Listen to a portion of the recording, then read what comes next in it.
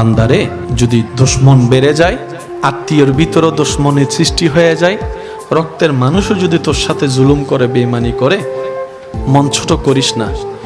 তোদের জীবনের প্রতিটা ক্ষণে কিভাবে মোকাবেলা করবি সেটা প্র্যাকটিক্যাল শিখে নেওয়ার জন্যই আমি প্রত্যেকটা নবীকে এক একটা মুসিবত দিয়ে তোদের জন্য শিক্ষার ব্যবস্থা করে দিয়েছি। সুবহান।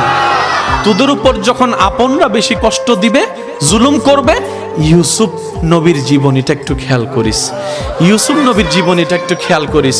ওনার আপন রক্তের ভাইয়েরা কি পরিস্থিতি ওনাকে করেছিল যে কূপের মধ্যে ছোট বাচ্চাকে ফেলে দিয়েছে, কিন্তু আমি রব তাদের সে প্ল্যানিংটাকে নষ্ট করে দিয়ে, যারা ওনাকে কূপে ফেলে ধ্বংস করে দিতে চেয়েছিল, আমি সেই ইউসুফকে মিশর পর্যন্ত পৌঁছাই দিয়েছি। জগৎ ওনাকে অপরাধী ভেবে, অপরাধী মনে করে জেলখানায় বন্দি বানিয়েছে।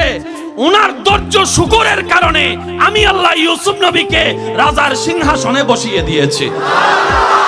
বান্দা, যখন শরীর বেশি অসুস্থ হয়ে যাবে, আমার নবী আইয়ুবের কথা মনে করিস।